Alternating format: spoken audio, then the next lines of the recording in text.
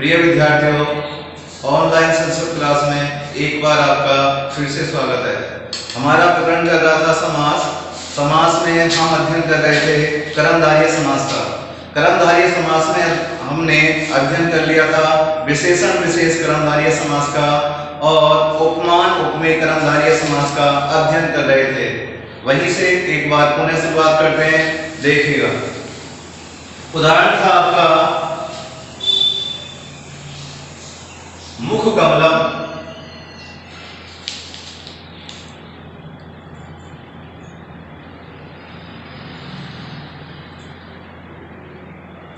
ये हो गया आपका समस्पद मुख कमलम। तो देखो, हमने आपको बताया था जो शरीर के अंग होते हैं वो होते हैं उपमेय। शरीर का अंग जो होता है वो होता है उपमेय और शेष जो रह जाता है वो रहेगा आपका उपमान। विग्रह करने के नियम में हमने बताया था कि उपमान के बाद में आपको इववाचक शब्द का प्रयोग करना है। तो यहां हो जाएगा मुखम,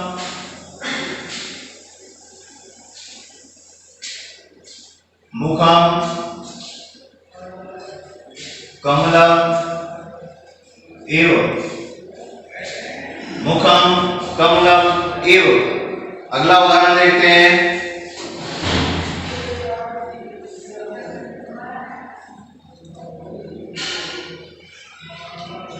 अगला उदाहरण है कर पद्मम। अगला उदाहरण है कर पद्मम। करो, कर्ता हो गया हा और हाथ कितने होते हैं? दो। द्विवचन शब्द, प्रथमा विभक्ति का द्विवचन। करो पद्मम एव।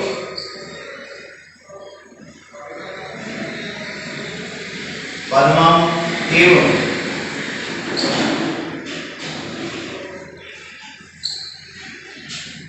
अगला उदाहरण देखते हैं नयन कमलम।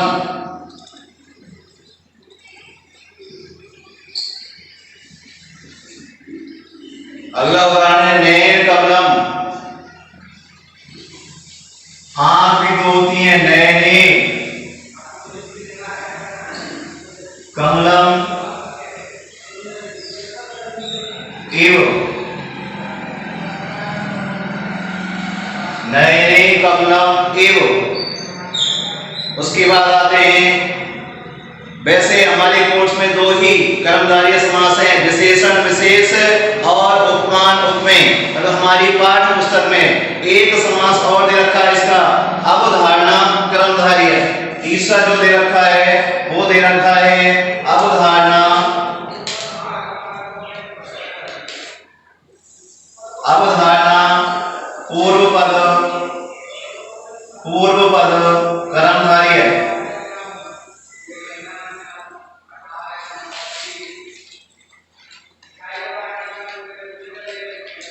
अवधारणा पूर्व पद कर्मधारय। ये हमारी किताब से है, पुस्तक से है। पुस्तक में जो उदाहरण दिए होते हैं वो भी मोस्ट होते हैं, इसलिए उनको पढ़ना अनिवार्य है। तो ये हमारी किताब में दे रखा है अवधारणा पूर्व पद कर्मधारय।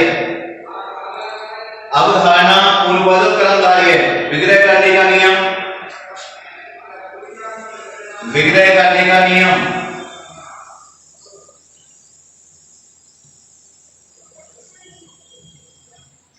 विग्रह करने का नियम, समस्त पद का विग्रह करते समय समस्त पद का विग्रह करते समय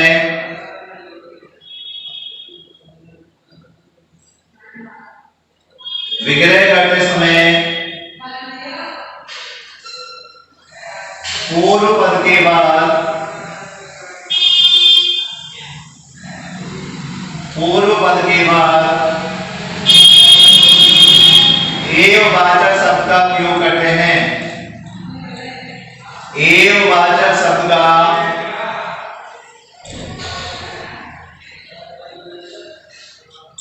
प्रयोग करते हैं।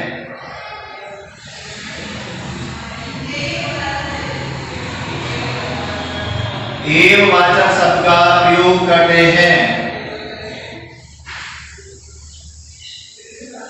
विग्रह करने का नियम, समस्त पद का विग्रह करते समय पूर्व पद के बाद एववाचक शब्द का प्रयोग करते हैं। उदाहरण से देखते हैं। पहला उदाहरण है इसका, विद्याधनम।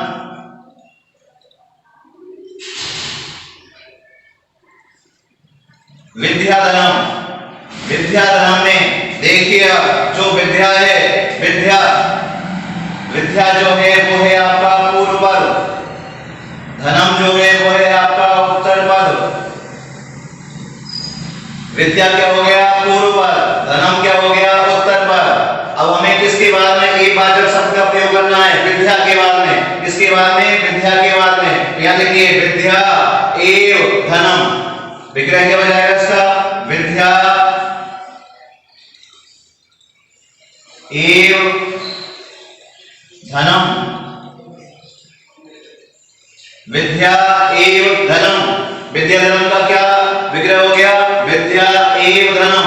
दूसरा जो उदाहरण है वो है गुरुदेव। दूसरा जो उदाहरण है वो है गुरुदेव।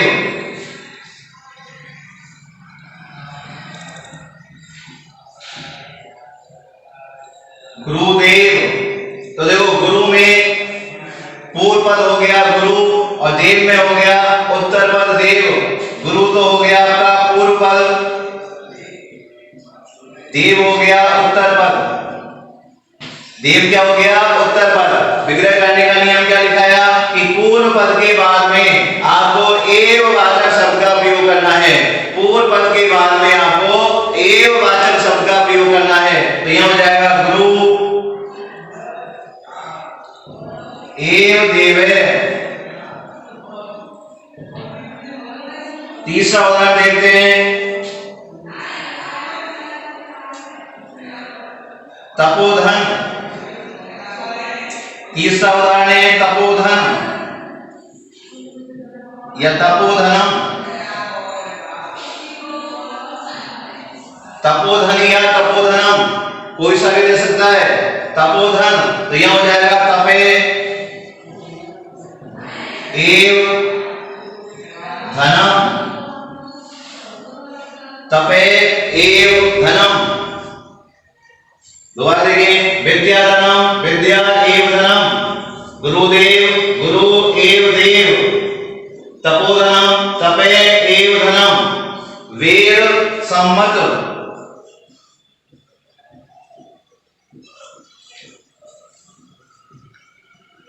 वेद संपत, वेद संपत लिखेंगे। वेद एव संपत,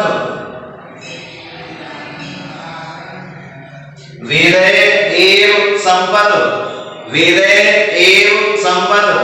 इस प्रकार हमारा कर्मधारय समास आज पूर्ण होता है। इसके बाद में अब हम हमारे कोर्स के अनुसार जो हमारी 10वीं क्लास में है उसके अनुसार द्वंद्व समास का अध्ययन करेंगे। किसका अध्ययन करेंगे? द्वंद्व समास का।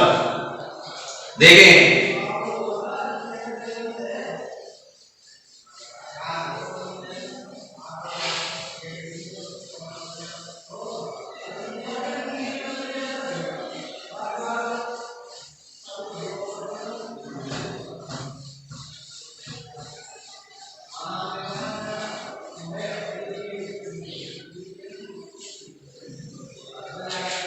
दो समासों का हम अध्ययन कर चुके हैं।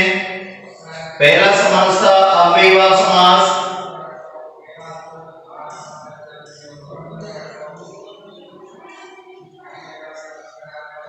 पहला था अव्ययीभाव समास। दूसरा था कर्मधारय समास।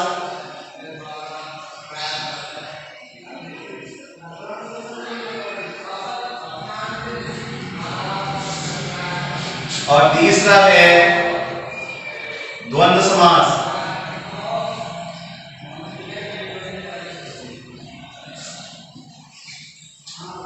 द्वंद्व समास तीसरा है द्वंद्व समास। द्वंद्व समास परिभाषा इसके लिखते हैं द्वंद्व समास।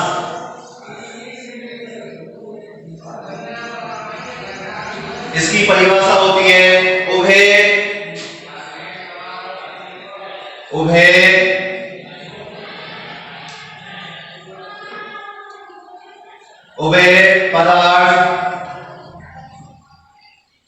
उभय पदार्थ प्रधानों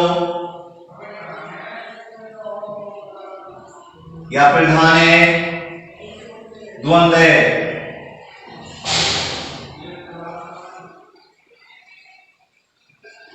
ये इसकी परिभाषा हो गई संस्कृत में। उभय पदार्थ प्रधाने द्वंद्व। उभय का अर्थ होता है यहाँ पे, उभय का अर्थ हो गया दोनों।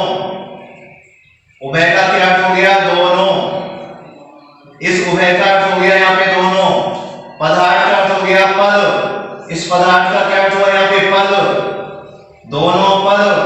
प्रधान का अर्थ हो गया प्रधान है। प्रधान का क्या अर्थ हो गया? प्रधान है। परिभाषा क्या बनी? इसके अनुसार परिभाषा बन गई कि जिस समास में दोनों पद प्रधान होते हैं, जिस समास में दोनों पद प्रधान होते हैं, परिभाषा लिखेंगे इसकी उभय पदार्थ प्रधाने द्वंद्व। उभय पदार्थ प्रधाने द्वंद्व। उसके बाद हिंदी में इसकी परिभाषा लिखते हैं जिस समास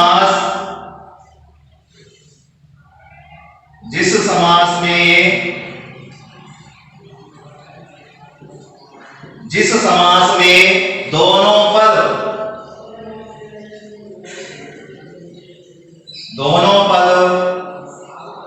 प्रधान होते हैं,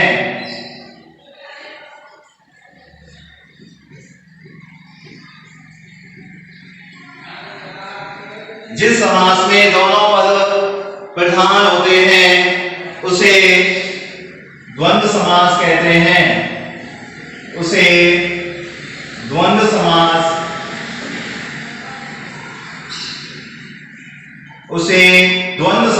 कहते हैं।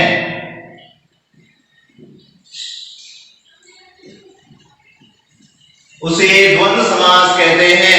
उदाहरण से देखते हैं, एक उदाहरण लेते हैं इसका। धर्मे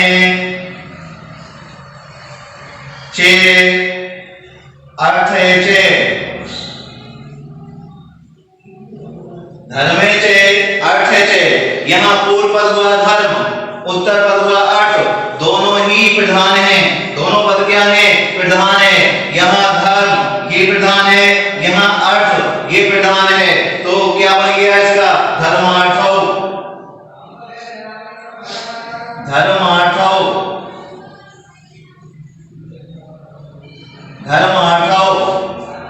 उदाहरण से धर्म ये भी प्रधान है, अर्थ ये भी प्रधान है, दोनों को मिला के क्या बन गया? धर्मार्थौ। जिस समास में दोनों पद प्रधान होते हैं, अर्थात पूर्व पद भी प्रधान होता है और उत्तर पद भी प्रधान होता है, वहां द्वंद्व समास होता है। वहां क्या होता है? द्वंद्व समास। एक परिभाषा और है इसकी, वो है चा अर्थे द्वंद्व।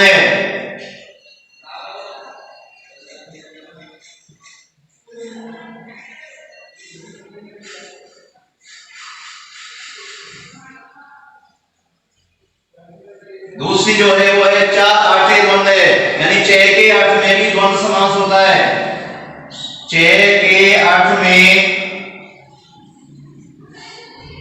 में भी द्वंद्व समास होता है। द्वंद्व समास होता है।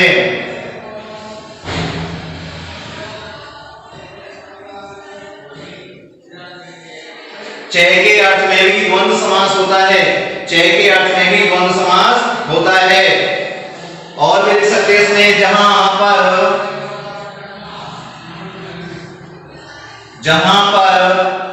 दो या दो से अधिक, जहां पर दो या अधिक पदों का, जहां दो या अधिक पदों का शब्दों कर लो, अधिक शब्दों का इस प्रकार समास हो, शब्दों का इस प्रकार समास हो, इस प्रकार समास हो जहां पर दो या अधिक शब्दों का इस प्रकार समास हो कि उसमें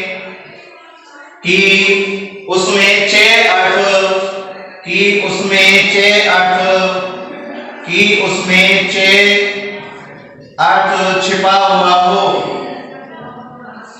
छह अर्थ छिपा हुआ हो, जहां पर दो या अधिक शब्दों का इस प्रकार समास हो कि उसमें छह अर्थ छिपा हुआ हो, द्वंद्व समास कहलाता है। द्वंद्व समास कहलाता है। द्वंद्व समास कहलाता है। द्वंद्व समास कहलाता है। एक बार पुनः देख ले, द्वंद्व समास उभय पदार्थ प्रधाने द्वंद्वे, उभय पदार्थ प्रधाने द्वंद्वे। मूलतः जो ये परिभाषा है वो यही है द्वंद्व समास की। संस्कृत में यदि परिभाषा आती है तो आपको यही परिभाषा का प्रयोग करना है, उभय पदार्थ प्रधाने द्वंद्वे, कि जहां या जिस समास में दोनों पद प्रधान होते हैं, जिस समास में दोनों पद प्रधान होते हैं उसे द्वंद्व समास कहते हैं। उसके बाद में दूसरी जो परिभाषा दी है वो दी है चा अर्थे द्वंद्वे, कि छह अर्थ में भी द्वंद्व समास होता है। या इस प्रकार बोल सकते हैं कि जहां पर दो या अधिक शब्दों का इस प्रकार समास हो कि जहां पर दो या अधिक शब्दों का इस प्रकार समास हो कि उसमें छह अर्थ छिपा हुआ हो, द्वंद्व समास कहलाता है। क्या कहलाता है? द्वंद्व समास कहलाता है। उसके बाद में इसकी पहचान के ऊपर आते हैं। पहचान, द्वंद्व समास की पहचान।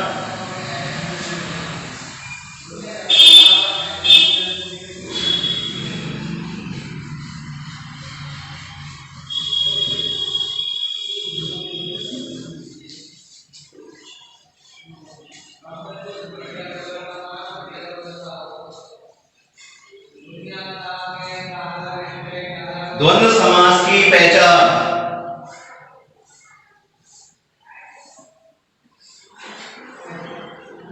द्वंद्व समास की पहचान।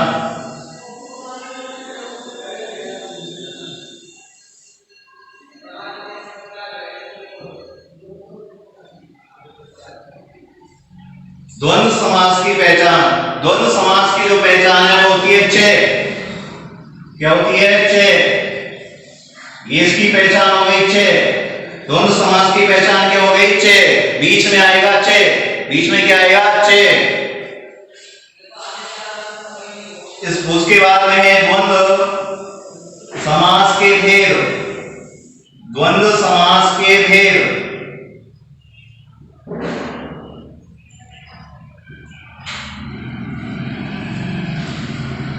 द्वंद्व समास के भेद। द्वंद्व समास के भेद। द्वंद्व समास तीन प्रकार के होते हैं। द्वंद्व समास तीन प्रकार का होता है। द्वंद्व समास तीन प्रकार का होता है।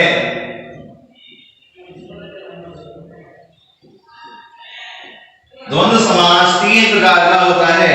द्वंद्व समास तीन प्रकार का होता है।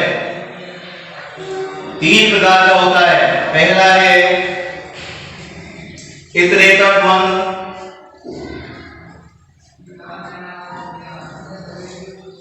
इतरेतर द्वंद्व।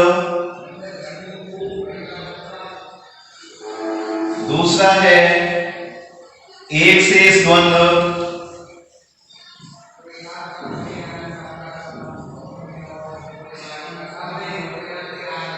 तीसरा है समाहार द्वंद्व।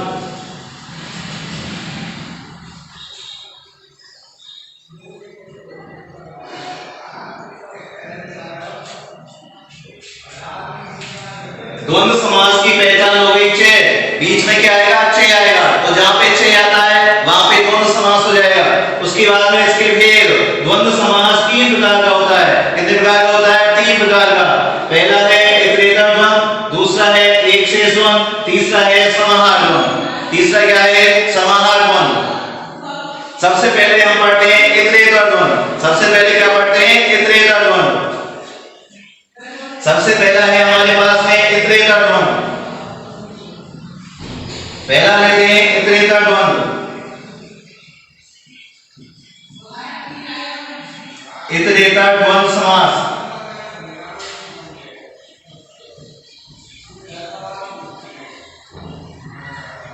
इतरेतर द्वंद्व समास, इसको समझते हैं पहले उदाहरणों से। उदाहरणों से समझते हैं। जैसे एक उदाहरण है राम श्यामौ। राम श्यामौ, राम श्यामौ, इसका ये हो गया आपका समस्त। ये क्या हो गया? समस्त पद। इस समस्त पद में 2 पद हैं। समस्त पद जो होता है 2 पदों से मिलकर बनता है। एक होता है पूर्व पद, एक होता है उत्तर पद। पूर्व पद राम तो हो गया इसका पूर्व पद, राम क्या हो गया? पूर्व पद। और श्याम क्या हो गया? उत्तर पद। श्याम क्या हो गया? उत्तर पद। इसका जब आप विग्रह करोगे, दोनों पदों में समान रूप से प्रथमा विभक्ति का प्रयोग करना है। दोनों पद कौन कौन से हो गए? एक हो गया आपका राम, एक हो गया आपका श्याम। दोनों पद राम और श्याम। पहला पद क्या होगा? राम, दूसरा क्या होगा? श्याम। दोनों के बीच में चे का प्रयोग करना है। दोनों के बीच में किसका प्रयोग करना है? चे का। तो यहां लिखेंगे पहला पद राम, दूसरा लिखेंगे श्याम। दोनों में समान रूप से प्रथमा विभक्ति का प्रयोग करें। दोनों में समान रूप से प्रथमा विभक्ति लगा दी, रामे श्यामे। और बीच में दोनों के श्याम के बीच में और श्याम के बाद में यहाँ राम के आगे चे का प्रयोग करना है, श्याम के आगे भी चे का प्रयोग करना है। ये इसका समास विग्रह हो जाता है। रामे चे श्यामे चे, रामे चे श्यामे चे। यहाँ आपको चे का प्रयोग करना है। तो हमने आपको पहचान बताई थी इसकी, द्वंद्व समास की पहचान बताई थी चे। तो बताओ बीच में चे आ रहा है नहीं आ रहा? बीच में चे आ रहा है ना, तो ये इसकी पहचान हो गई। ये इसकी क्या हो गई? पहचान। जो बीच में चे आ जाता है, जहां पर बीच में चे आ जाता है वहां द्वंद्व समास होता है। वहां कौन सा समास होता है? द्वंद्व समास। एक उदाहरण और देखिए।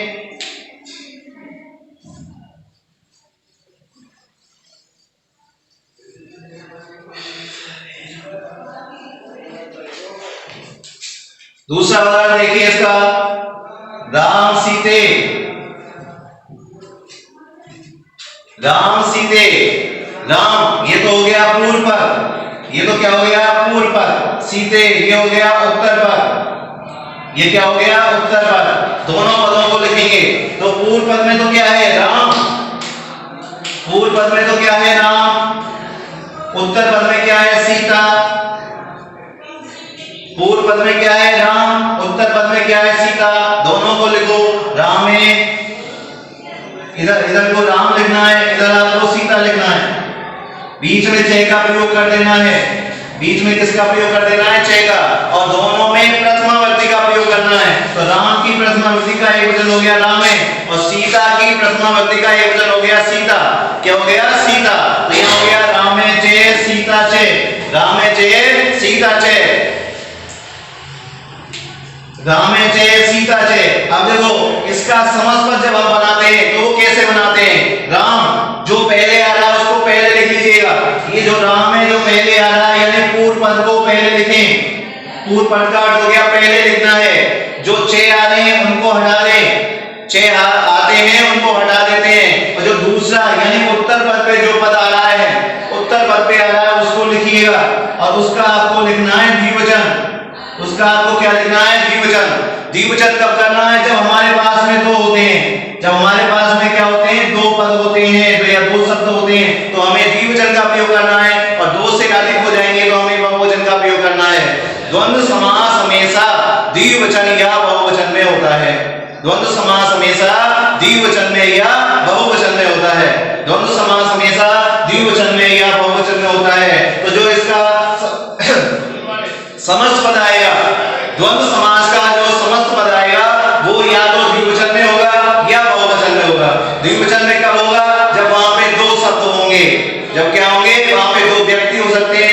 हो सकते हैं, और जब 2 से अधिक होंगे तो वहां बहुवचन होगा। वहां पे क्या होगा? बहुवचन। एक बहुवचन का उदाहरण देखते हैं।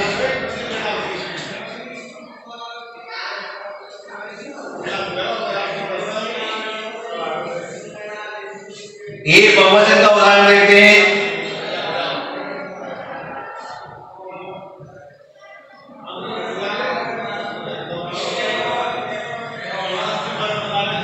देखें, राम श्याम मोहना, राम श्याम मोहना। अब देखो यहाँ पे शब्द कितने हैं? 3 शब्द हैं। राम, दूसरा हो गया श्याम, और तीसरा हो गया मोहन। अब यहाँ कितने आ गए? 3 आ गए। क्या आ गए? 3। तीनों में प्रथमा व्यक्ति का प्रयोग करना है। जब हम इस समास पद का विग्रह करेंगे तो तीनों में प्रथमा व्यक्ति का प्रयोग करना है। तो यहाँ देखेंगे, राम में श्याम की प्रथमा व्यक्ति हो गई श्यामे, और मोहन की हो गई मोहने, और इनके बीच में चे का प्रयोग करता जाना है। चे, रामे चे, श्यामे चे, मोहने चे। अब यहाँ पे 3 हो गए, और हमने आपको बताया था जब 3 आते हैं तो वहां आपको बहुवचन यानी अंतिम के अनुसार, यानी राम का तो राम आएगा, श्याम का श्याम आएगा, और मोहन में मोहन को उतारने के बाद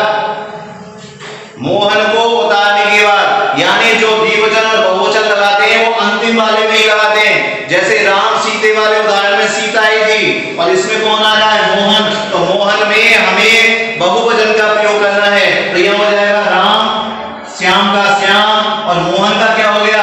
प्रथमा व्यक्ति का बहुवचन। राम की प्रथमा व्यक्ति बहुवचन होता है रामा, और मोहन का बहुवचन हो गया मोहना। तो यहाँ बन गया आपका समासपद राम श्याम मोहना। इस प्रकार आज का हमारा प्रकरण द्वंद्व समास यही समाप्त होता है। आगे का